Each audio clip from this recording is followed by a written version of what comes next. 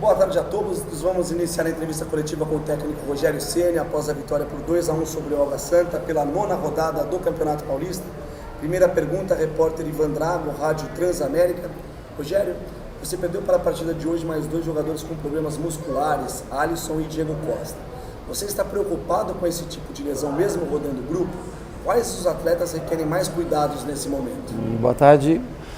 Coincidentemente, os atletas que sentiram foram os atletas que mais jogaram nos últimos jogos, né? Tinham 3 jogadores que a gente se preocupava, Diego, Alisson e Sara. O Sara ficou de fora hoje, entrou só na segunda parte do jogo.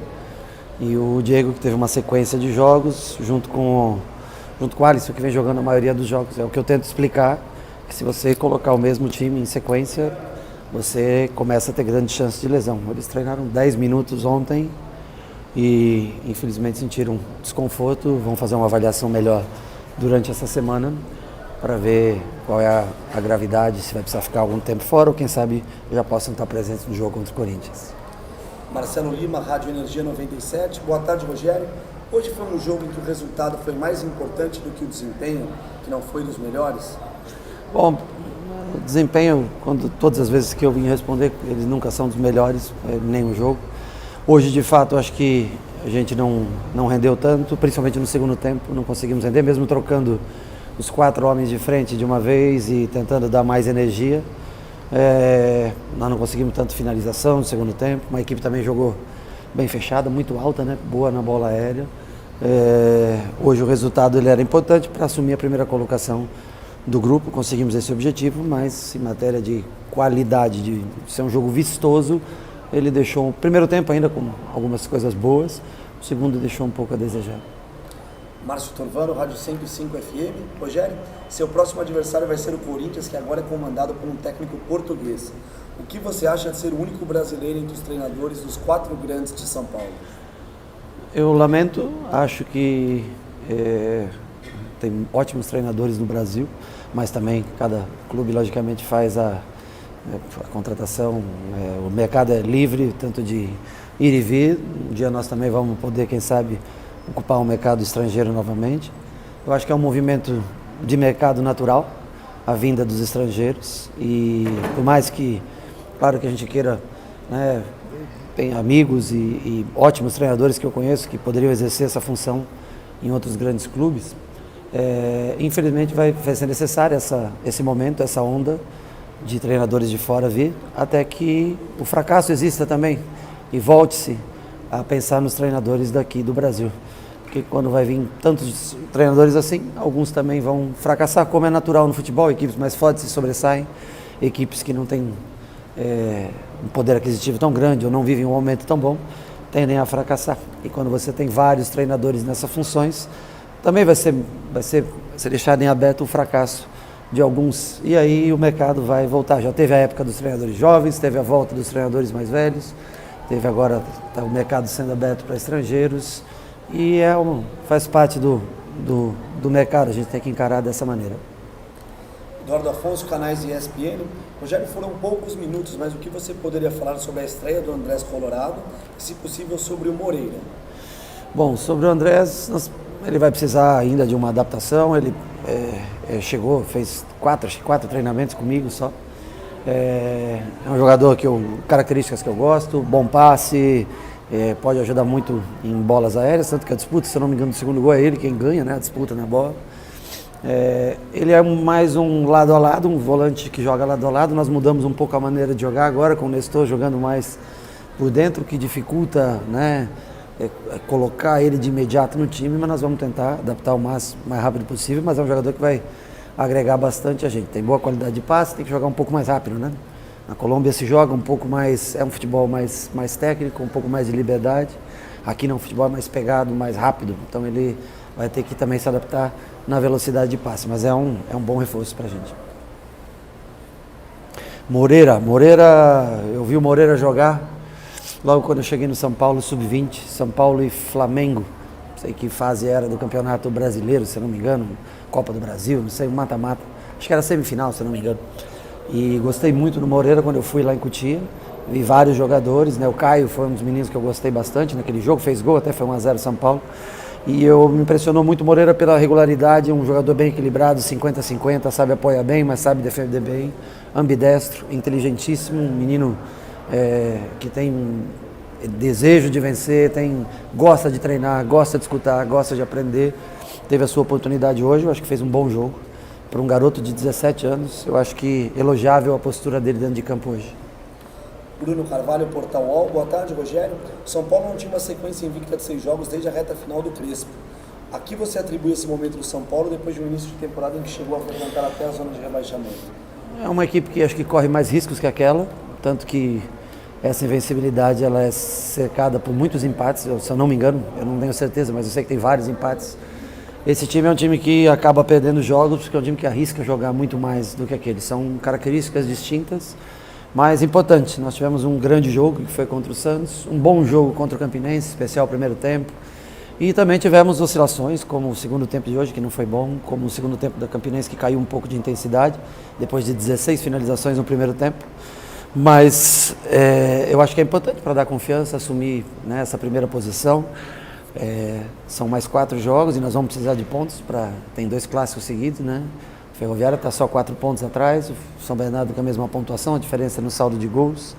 Então era importante hoje que a vitória viesse, mesmo jogando às 3 da tarde num campo, um gramado até bom de se jogar, não é dos piores, mas não pode aceitar vir jogar 3 da tarde num 30 e tantos graus. Também é difícil você querer que o teu time renda os 90 minutos, né?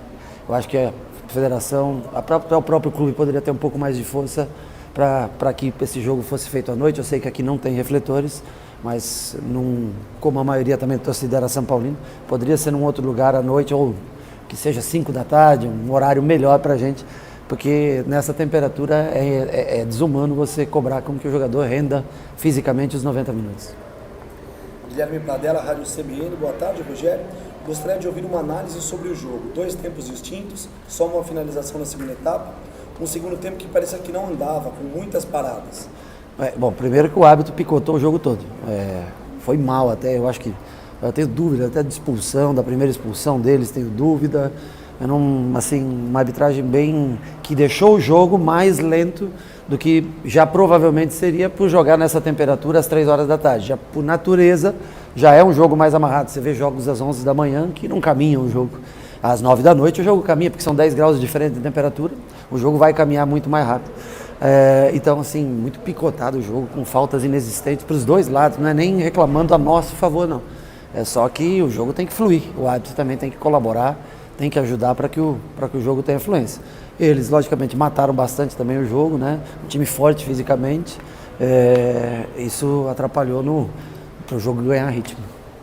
Marcelo Bassérgio, Gazeta Esportiva. Rogério, no último jogo você havia indicado que Luciano precisaria de mais tempo de preparação para voltar a atuar, mas ele acabou entrando hoje novamente. Por que a mudança de planos? Não, muito pelo contrário, é exatamente o que eu te falei. Eu pensava começar com o Luciano este jogo. Devido ao que eu vi no jogo contra o Campinense, eu resolvi novamente manter o Luciano no banco e dar minutos para ele. O que eu não posso é querer 90 minutos dele agora, porque eu acho que todos podem, é claro, não discuto aqui a qualidade técnica do Luciano, mas que ele ficou muito tempo parado e é necessário que ele vá se adaptando, entrando 20 minutos, 30 minutos, né, dessa maneira. Eu fiz as 4 trocas porque eu achava que poderia dar uma intensidade maior ao jogo. O time também se fechou mais, o Água Santa se fechou mais e nós não conseguimos dar um ritmo maior na partida devido também à temperatura no dia de hoje. Mas o Luciano teve seus minutos que eu quero pôr para o Luciano para jogar, mas eu preciso dele bem fisicamente. Enquanto não tiver, é difícil colocar mais minutos do que ele está tendo. Osmar Garrafa, TV Gazeta. Rogério, nos 2 clássicos já existe a possibilidade de um rodízio menor na equipe titular? Não sei, cara, não sei. Essa é uma coisa que a gente vai analisar na volta dos jogadores e treinamento durante a semana, ver o desgaste. Como eu te falei, os jogadores que vêm jogando em mais sequência são os mais propícios à lesão e tudo que nós não queremos é perder jogador por lesão muscular. Então, não consigo responder, eu não tenho a resposta para você nesse momento, lamento. Felipe Ruiz, TV Globo. Rogério, boa tarde. O São Paulo foi bem no primeiro tempo dos 2 últimos jogos, Verdade. mas caiu de rendimento na segunda etapa. Verdade. E hoje com um jogador a mais. Você atribui essa queda a quais fatores? E os 2 próximos jogos são clássicos, onde o erro costuma sair mais caro. A oscilação será algo falado com os atletas? Acho que a oscilação, ao menos eu vi essa última rodada do Campeonato Brasileiro, teve bastante gente oscilando, né? Eu vi bastante time favorito empatando jogos e não vejo assim, não vejo como o São Paulo tão diferente dos demais clubes no Brasil, ou da grande maioria dos clubes no Brasil. Sobre a primeira parte da pergunta, desculpa. Você atribui a queda no segundo Eu acho que o São Paulo jogou muito bem os 2 primeiros tempos, realmente, com o Campinense aqui. Eu acho que o cansaço é um fator que é preponderante para a queda de rendimento. E as equipes que se fecham bastante tiram a tua velocidade de jogo. Nós já por natureza não somos um time veloz, somos um time de construção, não temos essa característica de velocidade. E nós temos que construir jogo e às vezes o espaço, o gramado, quando não é um Morumbi, uma Vila Belmiro, por exemplo, onde o jogo flui mais rápido, com mais velocidade, a gente sofre um pouco mais. Temos que realmente melhorar os nossos segundo tempos de uma maneira geral. Em quase todos os jogos nós jogamos melhor a primeira parte. Leonardo Lourenço, GE. Globo. Rogério, boa tarde. Apesar da preocupação em trocar jogadores a todo jogo para evitar desgaste, já são 4 atletas com lesões musculares sofridas após o início da temporada. São casos específicos, isolados ou algum motivo mais amplo para isso? Na minha opinião, são casos específicos. Patrick, muito tempo parado, não estava pronto para começar a jogar. Teve uma lesão já no segundo jogo, vai precisar de um período maior de treinamento para não ocorrer novamente. E não é coincidência, os jogadores que têm mais minutagem são os mais suscetíveis à lesão. Como eu já falei, acho que eu respondi antes, o fato do Sara não iniciar hoje o jogo, o Alisson, que não iria iniciar o jogo hoje, infelizmente teve um incômodo, não sei a gravidade ainda, assim como o Diego, jogadores que vêm jogando mais jogos seguidos. Muita viagem, você vai lá nós vamos lá para Paraíba, voltamos, viajamos a madrugada inteira, aí é um jogo puxado de novo, 3 da tarde com essa lua. Então nós temos que ter cuidado para que os jogadores entendam suas funções e que a gente não prejudique o time pro ano como um todo. Não pensar só nesses primeiros meses e sim pensar no ano como um todo. Lili Nascimento, Record TV. Rogério, como você enxerga esses episódios de violência que aconteceram recentemente de torcedores contra jogadores, como os ocorridos com os ônibus na Bahia e no Grêmio? Reflexo do que é a sociedade no nosso país, reflexo do que é a educação no nosso país. Se tivéssemos talvez uma classe bem unida, parava tudo. Para, isso aí não é só, teve no Paraná também, né? Invasão em campo, tentando bater em jogador. Não tem mais sentido, perdeu o sentido. Mas como nós não temos tanta coesão e sindicatos tão fortes também, nós, infelizmente, a gente vai tocando a vida. E aí fala assim, não, mas quando aconteceu, uma desgraça, já aconteceu, né? O menino do Grêmio teve que ir para o hospital, né? O ônibus atacado, se eu não me engano. Reflexo do que é o país, do que virou o país, do que o ser humano entende como vida. Infelizmente, nós não damos sinais de melhora como seres humanos. Bianca Molina, TV Bandeirantes. Rogério, o futebol brasileiro registrou cenas de violências lamentáveis na última semana. Qual a postura que os principais clubes do país podem ter para tentar coibir atitudes assim e evitar que o ano traga situações ainda piores? Eu repito, quando acontecer uma coisa assim, para o futebol. Se parasse o futebol, e olha que tem países que eu tenho certeza que pararia o futebol com acontecimentos como esse.